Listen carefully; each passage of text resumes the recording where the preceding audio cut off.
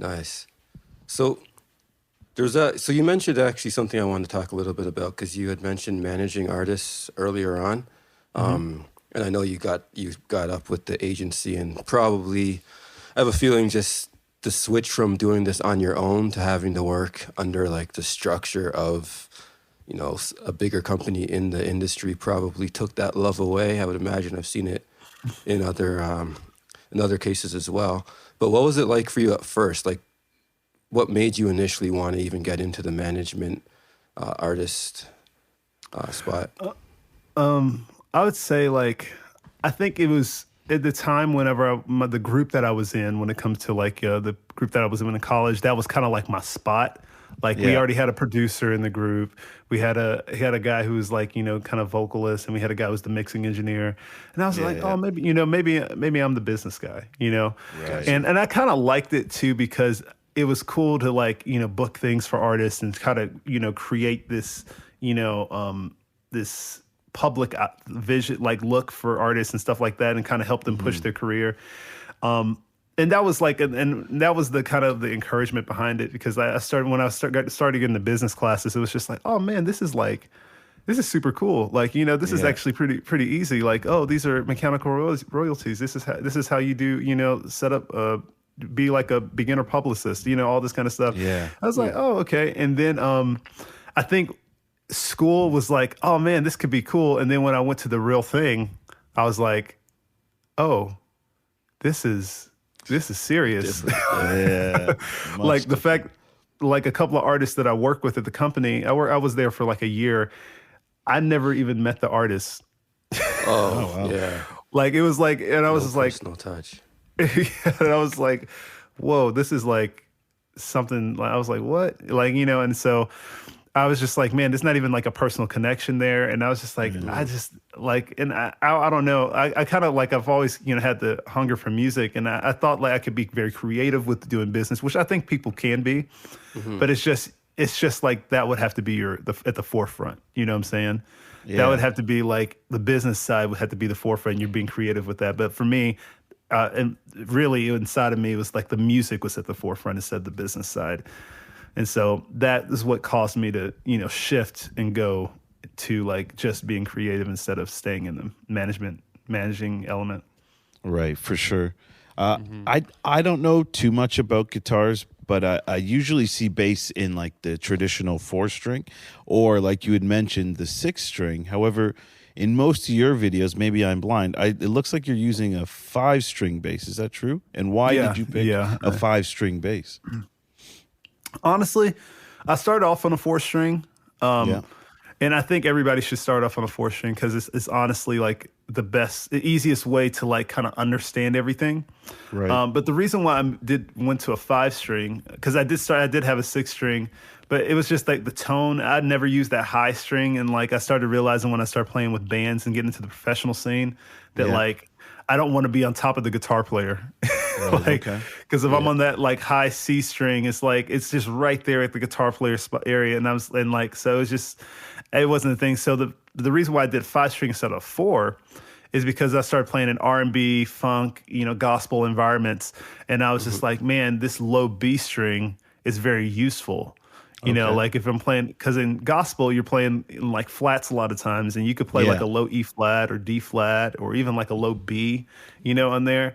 And Yeah. so, but like if you don't have that, like it's like you're playing kind of high. You know what I'm saying? Gotcha, okay. That A Missing the low string. end. Yeah. Plus, it's Yeah, a convenient thumb rest, and then you have a regular 4 string. He's always got these alternative uses for things, man.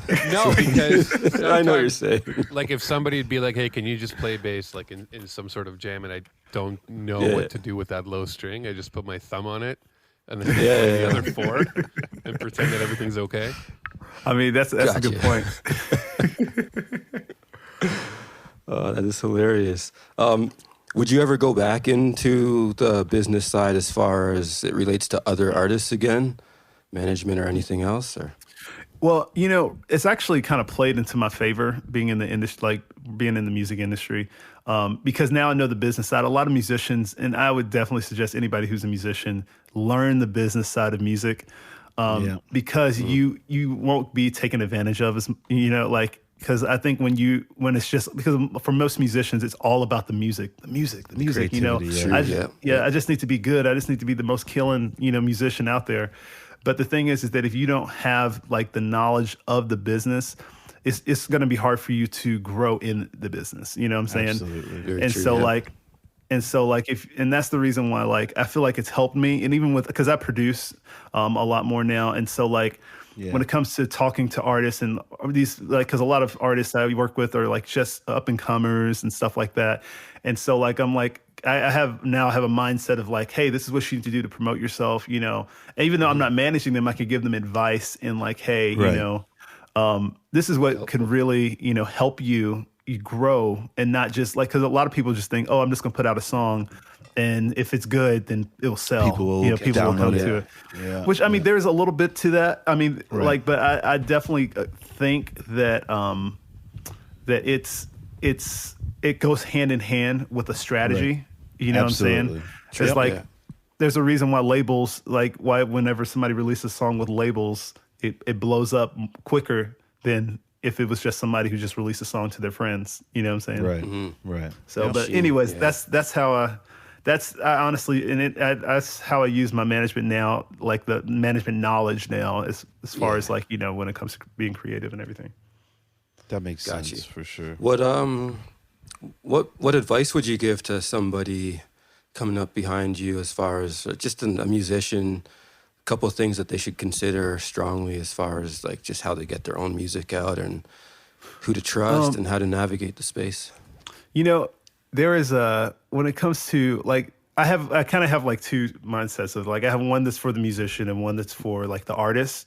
So now Right. for the musician, this is something this is kind of like something I've like had in my mind for a long time, but like, our identity a lot of times is through other people, you know, like, and as a young person, I didn't really realize what that meant. Is like because I have so many friends play with all these big artists, all these things. But what's so funny is that like when you think about them as musician, you don't think about like, you know, James Jamerson as just James. Like sometimes you don't think about him as just James Jamerson. He was the guy on Right. you know Yes, you know yes. Marvin Gaye, What's Going On. Motown, That's yeah. his identity was by the artist was like kind of taken and shown through the artist rather than Yep. just himself. Totally understand. And so like what I feel like for young musicians now is that like try to find your own thing, you know, like that's the part of the reason why I wanted to, you know, do YouTube and kind of like do my own thing. Cause at the end of my life, end of my career, I don't want people to just know me as like, oh, he's the guy that played with this artist and this artist, Right, or right. this person, you know, or whatever. I want to have, I definitely want to do that, play with big artists and different things like that. But at the end of the day, I want people to remember me for me and not for somebody else, you know? Yeah, that makes perfect sense. Powerful. It does seem like a way.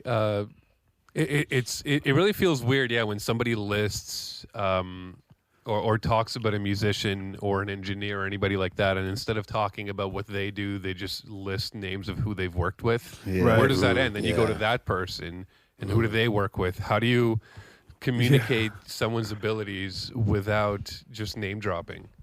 Well, Yeah. and that's honestly, literally, that's the whole point. Because I'm just like, there's a guy I did a session with like early last year, before the pandemic hit, and like he said, yeah, I've been playing with this artist, you know, for 20 years, and he's like in his like late 50s, and he's Right. still gigging out, and I was just like, do you know have any like, and he doesn't know what to do. He's like he doesn't want to, you know, he's still playing with that artist, and he doesn't really want to go on the road anymore, but that's his Yeah. identity now, Right. and All it's his just like, eggs are in that basket. Yeah. yeah. Wow.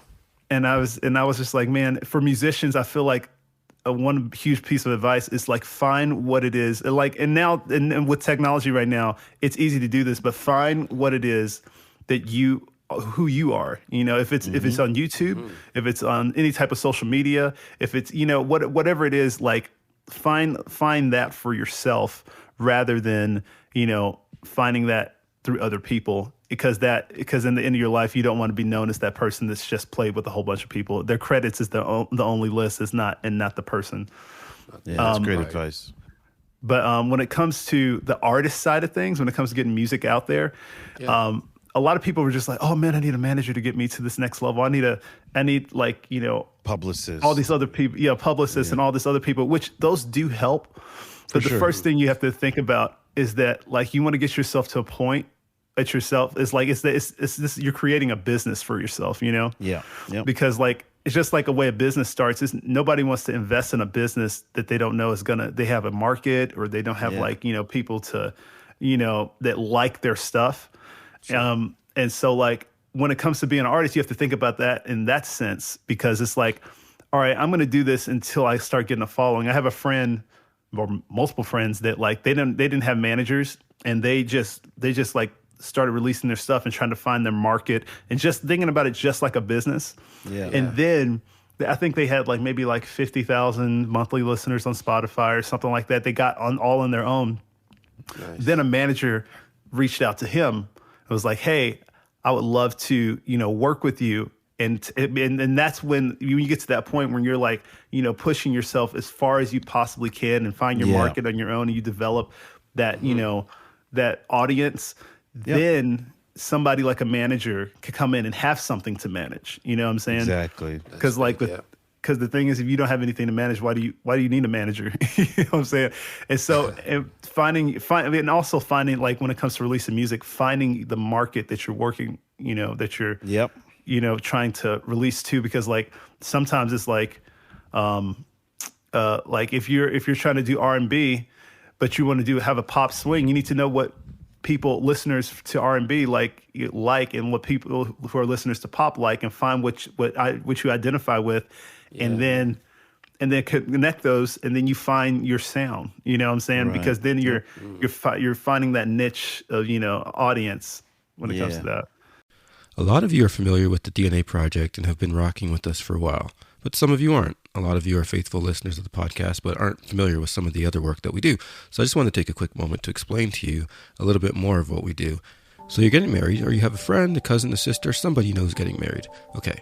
You've booked your venue, caterers, photographer, all that good stuff. When it comes to live music, most people have no idea where to look. We have you covered. Picture this. During the ceremony, while guests are being seated, or while the bride's walking down the aisle. During the cocktail hour, while guests are just mingling and having a good time. Don't forget about dinner music. That's very important to set the mood while guests eat. And we definitely can't forget the party. Let's get the party started right now with the DNA Project. www.thednaproject.ca for more information.